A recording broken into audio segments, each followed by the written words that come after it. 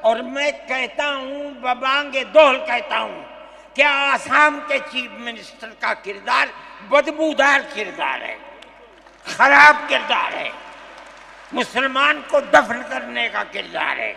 نعرہ تکبیر، نعرہ تکبیر، جمعیت علماء ہند، حضرت مولانا سعید ارشد مدنی صاحب۔ صرف مسلمان کی مخالفت، کھانا ہضم نہیں ہوتا ہے بغیر مسلمان کی بربادی کے۔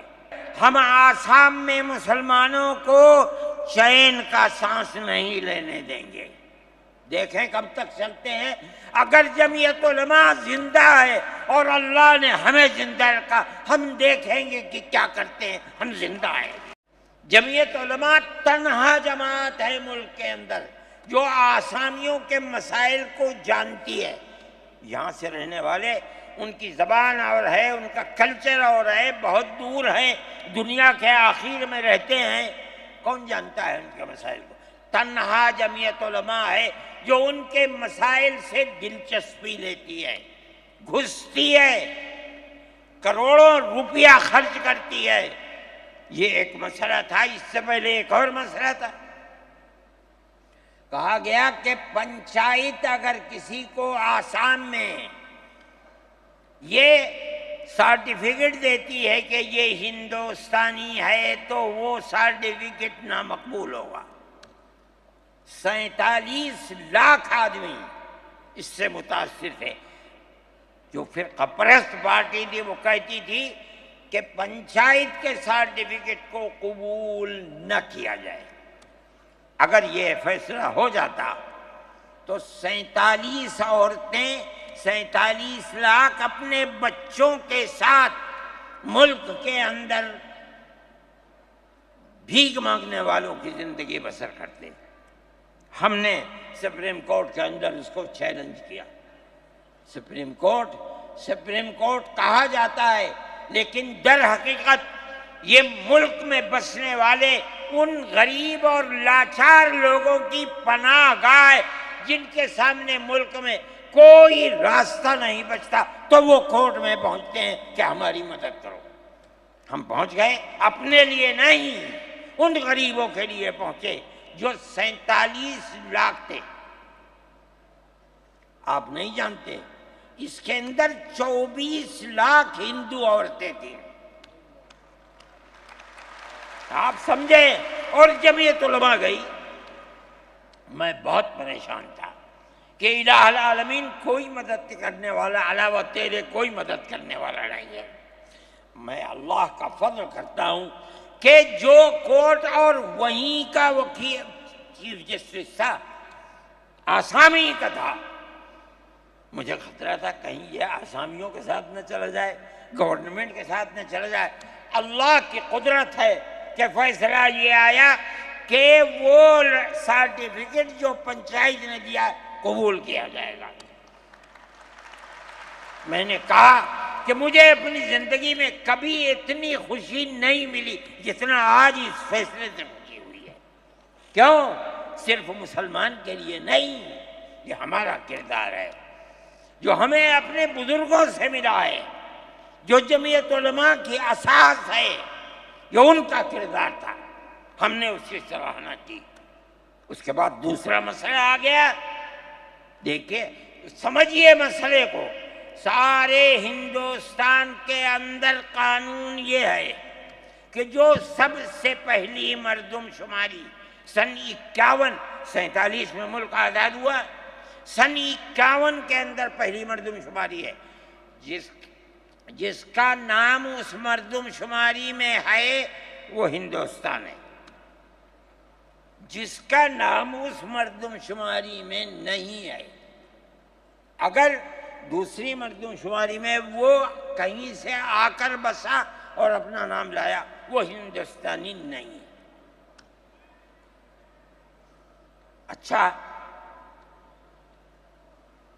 پاکستان ایک مغربی پاکستان تھا، ایک مشرقی پاکستان تھا۔ اندرا جی نے اپنے زمانے کے اندر تمام جھگڑوں کو ختم کرنے کے لیے مغربی پاکستان کو الگ، مشرقی پاکستان کو الگ کیا۔ جنگ ہوئی، مشرقی پاکستان ٹوٹ گیا اور بنگلہ دیش بن گیا۔ اس وقت بہت بڑی بمباری ہوئی دونوں ملکوں کے اندر، ادھر کے لوگ ادھر، ادھر کے لوگ ادھر، سب لوگ بیٹھے، راجیو بیٹھے، بی جے پی بیٹھی، جو وہاں کی پارٹیاں تھیں صوبائی وہ بیٹھی، اور سب نے بیٹھ کر طے کیا کہ آسام کے اندر ہندوستانی ہونے کی دلیل سن 71 کی مردم شماری ہوگی، سارے ملک سے الگ۔ سارے ملک میں مردم شماری میں ہندوستانی ہونے کے لیے 51 کی ہے، مگر سب پارٹیوں کے دستخط ہیں اس کے اوپر۔ آسام کے اندر 51 نہیں 71 ہوگی۔ اب آپ دیکھیے، جو فرقہ پرست، اور میں کہتا ہوں ببانگ دہل کہتا ہوں کہ آسام کے چیف منسٹر کا کردار بدبودار کردار ہے، خراب کردار ہے، مسلمان کو دفن کرنے کا کردار ہے۔ وہ یہ کہتا ہے کہ آسام کے سوا آسام کے اندر مردم شماری 71 نہیں، جیسے سارے ہندوستان میں 51 ہے، اسی طرح آسام کے اندر بھی 51 ہوگی۔ آپ سمجھتے ہیں اس کا اثر؟ آج اس کا اثر یہ ہوگا کہ اگر 71 ٹوٹ جائے اور 51 پر آ جائے تو آسام کے اندر 1.5 کروڑ بچے اور بڑے سب ہندوستان سے باہر ہو جائیں۔ کہاں جائیں گے؟ صرف مسلمان کی مخالفت، کھانا ہضم نہیں ہوتا ہے بغیر مسلمان کی بربادی کے۔ کوئی نہیں تھا، تنہا جمعیت علماء تھی۔ اس کے اندر بڑا کردار ہے مولانا مشتاق انور کا، جو جمعیت علماء آسام کے صدر ہیں۔ وہ میرے ساتھ شانہ بشانہ کھڑے رہے اور 12 سال سے زیادہ مقدمہ لڑا، کروڑوں روپیہ اس کے اوپر خرچ کیا گیا۔ یہ خدا کی قدرت ہے۔ آج آیا تو یہ طے کر دیا گیا کہ 51 نہیں، آسام میں 71 ہی بنیاد بنے گا۔ اس کا کیا مطلب ہے کہ آپ نے آسام کی 80 لاکھ کی آبادی کو زندہ کر دیا، جو موت کے کنارے پر کھڑی ہوئی تھی۔ مجھے افسوس ہے کہ لوگوں کا یہ قول مجھ تک پہنچا ہے کہ کسی نے آسام کے چیف منسٹر سے یہ بات کہی کہ اب کیا ہوگا، کہنا ہماری صحت پر کوئی اثر نہیں پڑتا ہے۔ کیا مطلب ہے؟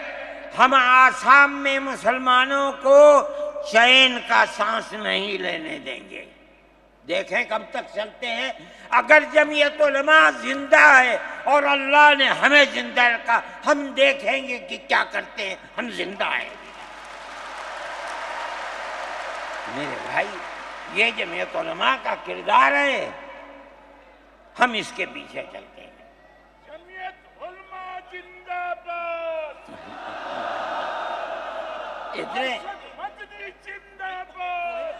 اتنے موٹے آدمی کی آواز نکلتی نہیں ہے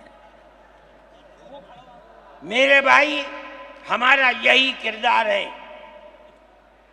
ہم ان مسلمانوں کی مدد کرتے ہیں جو مسلمان مصیبت کا شکار ہیں۔